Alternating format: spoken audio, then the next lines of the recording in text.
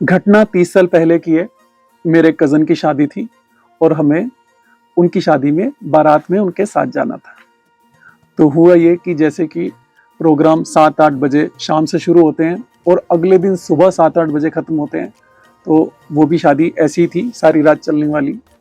तो उसमें रात को 12-1 बजे के आसपास जब फेरों के लिए तैयारी होने लगी तो पता लगा हम लड़के वालों की तरफ से कुछ सामान घर पर ही छूट गया है, जो फेरों के लिए बहुत ज़रूरी होता है।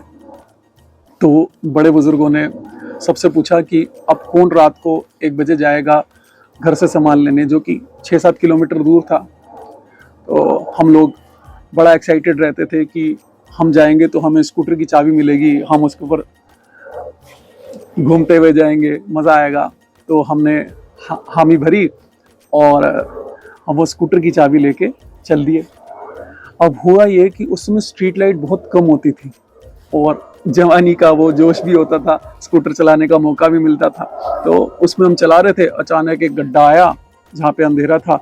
उसमें स्कूटर जब गया तो स्कूटर का पिछला हिस्सा बैठ गया, जैसे पहिए और स्कूटर के बीच में कोई वो शॉकर जैसी कोई चीज़ होती है, वो शायद टूट गई उस समय और वो स्कूटर बैठ गया। तो रात के 1 बजे का टाइम, हम बड़े परेशान हुए कि यार ये तो हमारे साथ अजीब सा खेल हो गया। तो लेकिन हमने कहा एक कोशिश करके देखते हैं, उठा के देखते हैं स्टेपनी से, शायद ये सेट हो जाए। और हमारी किस्मत अच्छी थी, हमने स्टेपनी से उठाया तो स्कूटर सेट भी हो गया। तो अब हमने स्कूटर वापस लिया और चलाया और घर पहुंचे, सामान लिया और वापस शादी वाली जगह पे जाके पार्किंग में स्कूटर खड़ा कर दिया और सामान और चाबी कज़न को वापस दे दी। ये लो जी, ये सामान है और ये चाबी है। और हम अपना एंजॉयमेंट पे लग गए।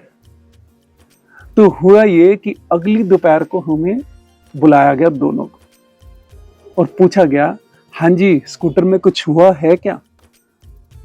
हमने कहा नहीं, स्कूटर में तो कुछ नहीं हुआ। हाँ, हुआ ज़रूर था कि जब हम जा रहे थे तो ऐसे ऐसे गड्ढे में स्कूटर पड़ने से वो पिछला हिस्सा बैठ गया था। हमने स्टेपनी से उठाया, वो ठीक हो गया था।